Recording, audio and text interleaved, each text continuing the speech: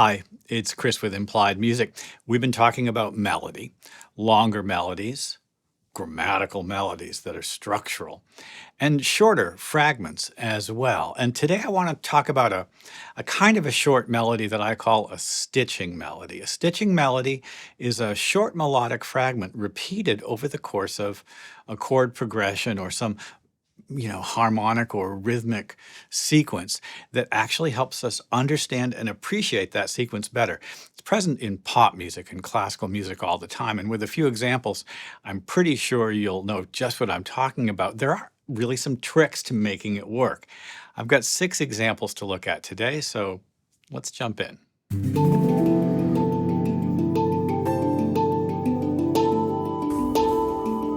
I use the word stitching because my mother, 90 plus years old now, has been a fabric artist her whole life, and she makes quilts, among other things. And quilts use repeated patterns and figurative, sometimes hand-stitched designs to hold things together. The repeated patterns and the repeated hand-stitched designs don't have to be the same, but they all work together.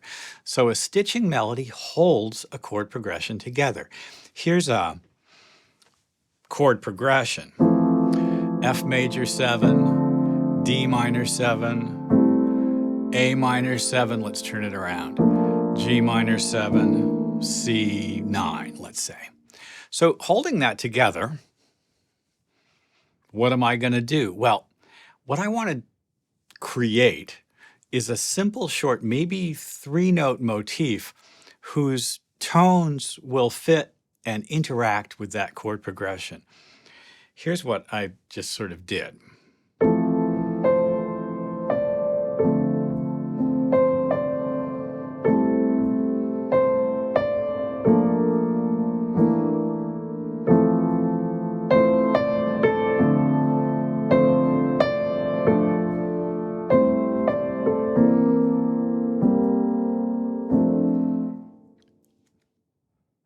Those 3 notes on the top are taken from the scale from which the chord progression flows. So I've got a diatonic chord progression in F.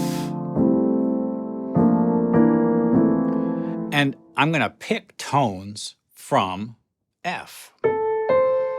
Those 3. Now, the A is beautiful in the F chord, and the D creates a little tension. These 3 notes are all in D minor 7. The D acts as a passing tone or 11th to the A minor 7.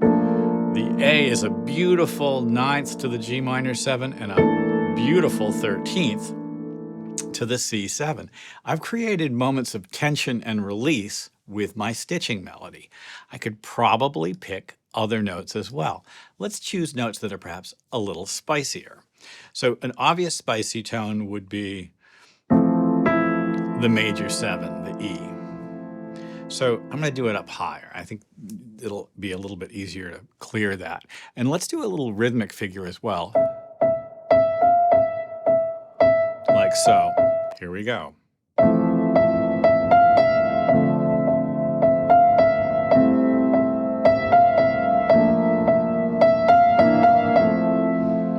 Well, it turns out that worked really well too. So I bet you can see where I'm going. The chord progression, in this case one that was strictly diatonic, is supported by a simple rhythmic figure. And that rhythmic figure can be much more complex than we just showed.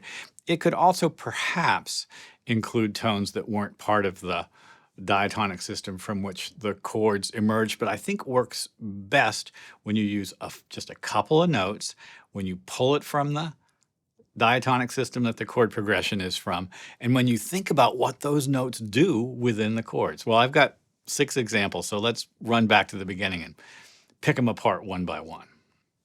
Okay, stitch this together, and I've used a couple of tricks to stitch this example together. It's a D major chord progression, and on top of the simple 3-note stitching melody on the top, 3 or 4, I've got a pedal tone D at the bottom, which of course makes us appreciate and hear those chords in a different way. So simple sort of B minor here, A, D, and then we're off.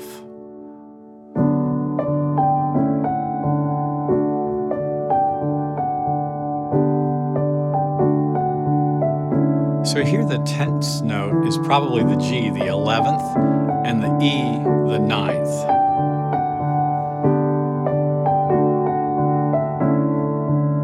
Even when the chord progression changes, the same melody.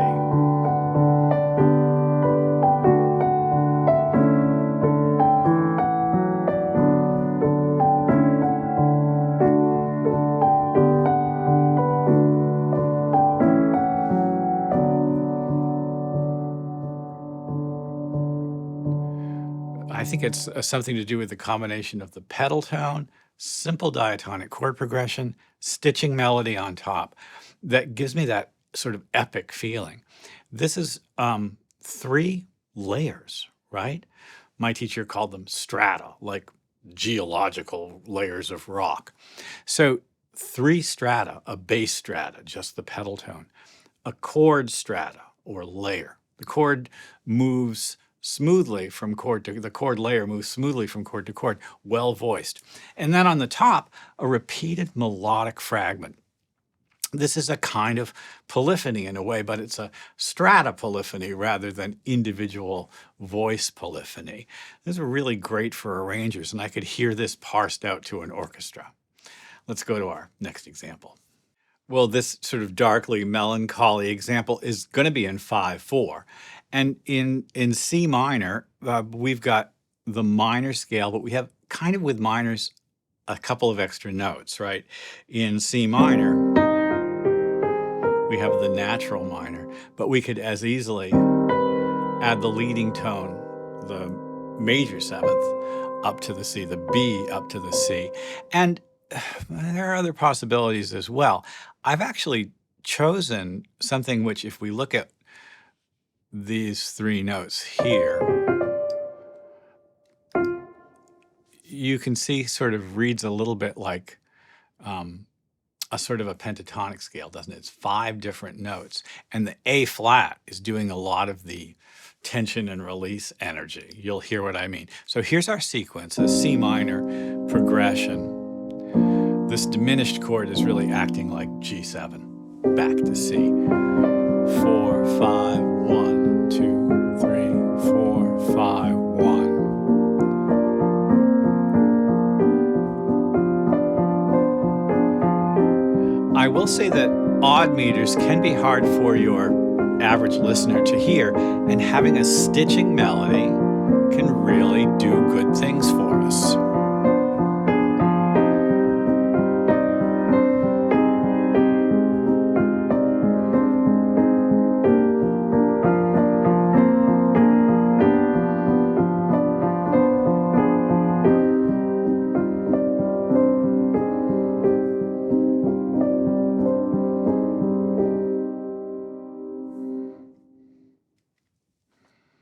Let's go on. Well, we know it. A lot of chord progressions aren't just from a single key. And so I've got a couple of surprise chords in my next progression. It sounds like a just sort of G major chord progression, but then borrows chords from the parallel minor. So there's a little modal mixture going in there. We get that sort of beautiful G sound and D, but then we have the B flat major, F major, back to G, a kind of a, what we might call a backdoor cadence, right? We use it in rock all the time and also pop. Well, this stitching melody is in the bass. You can have a melody in the bass, sure. In fact, it kind of sounds like a bass line.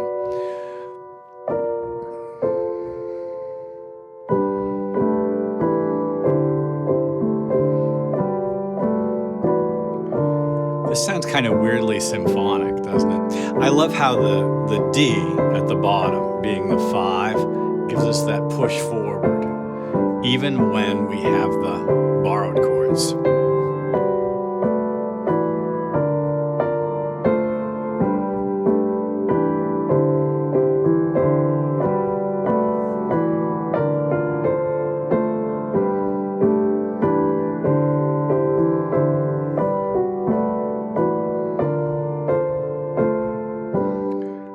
For me, that's just screaming for someone to come in and top line it. Stitching melodies have to have a very clear rhythmic identity within the context of the chord progression, and a clear melodic identity, a contour, a shape that's repeatable. We could probably fudge individual pitches within a stitching melody for a complicated chord progression, right?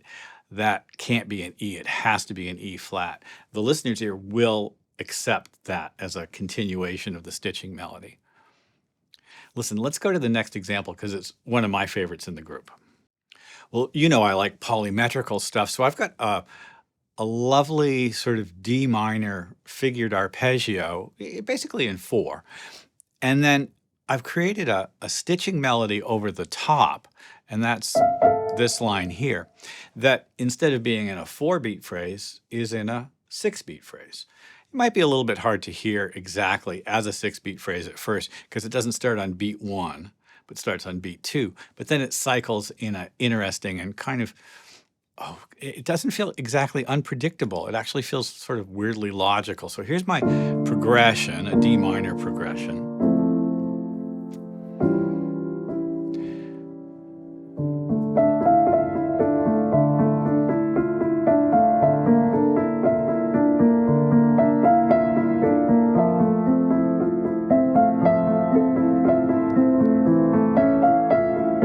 That little turn on the top of the stitching melody does something important for us. It gives us a hook for our ear to grab the downbeat. And you can hear how that turn does or doesn't line up with the turn in the left hand.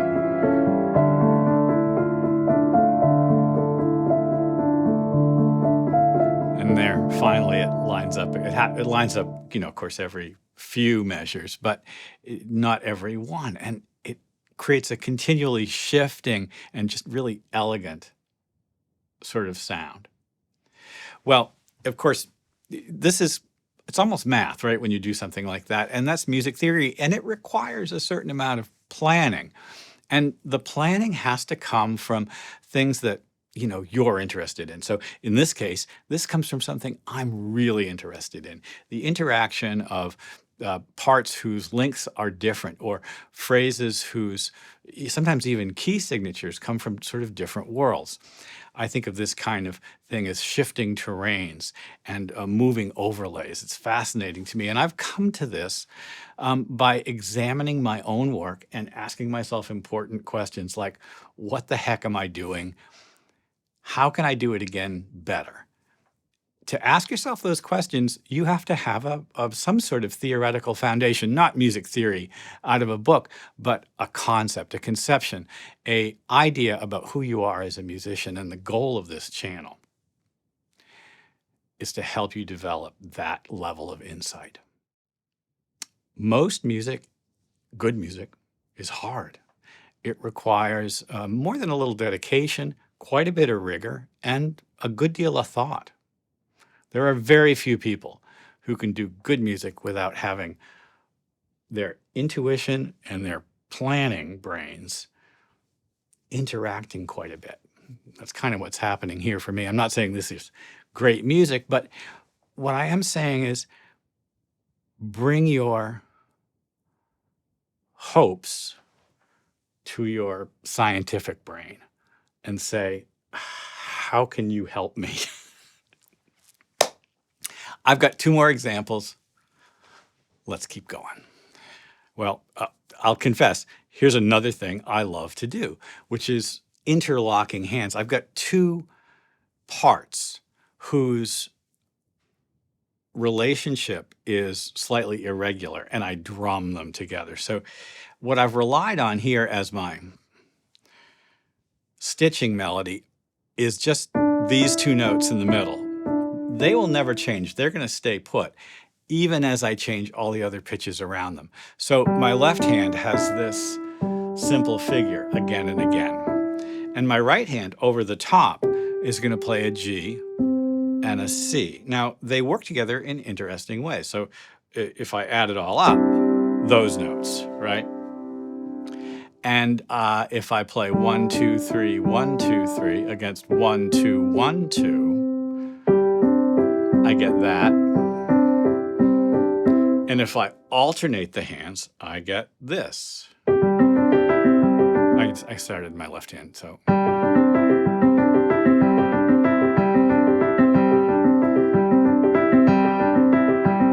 Do you hear the 6? 1, 2, 3, 4, 5, 6, 1, 2, 3, 4, 5, 6, 1. Now, if I change those notes, but leave just the C and the D in the middle, I'll get sort of a set of different chords, and you'll hear how it all works. So there's my D and E, a kind of a C chord to begin, but then it sort of changes. C goes to F major 7, right? Goes to D major 7 or some sort of half diminished sound.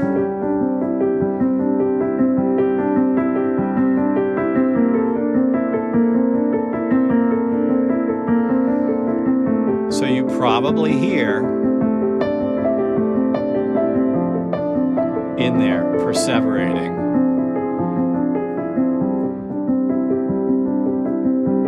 It's crazy beautiful, especially that moment where it goes from F to F minor. I feel like I shouldn't have talked over that because I love the sound of this so much. I'm going to start it again from halfway. So here we are at C. C7.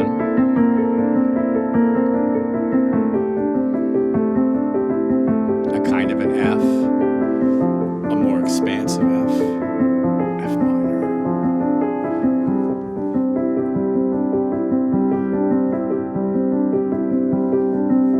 It's a chord progression, right? But I don't think of it as a set of chords or triads or even 7th chords or even 13th chords. I think of it, this is the way my brain likes to work on this kind of thing. I think of it as a terrain, a collection of pitch classes, right? Of, say, a mode or scale laid out on the keyboard or maybe on the guitar, although it's hard to visualize this thing on the guitar, but it's very keyboard oriented because, of course, I'm a pianist, you know, among other things.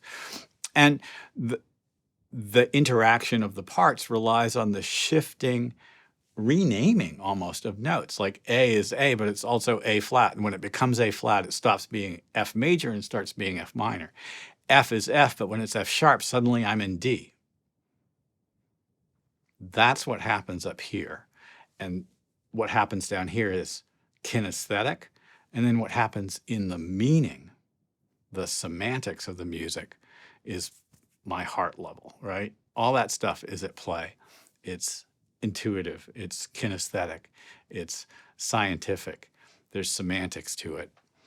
It's music theory. My last example's a ball, and it's really just kind of a, you know, everybody does this thing. Ellington's C-Jam Blues. Simple phrase, works over all the chords in the blues. Of course, we do this all the time when we're playing the blues. We use a stitching melody over the course of the entire 12-bar pattern. You can do it for a couple of choruses. Why not? Just vary the rhythm a tiny bit. Stitching melodies are everywhere.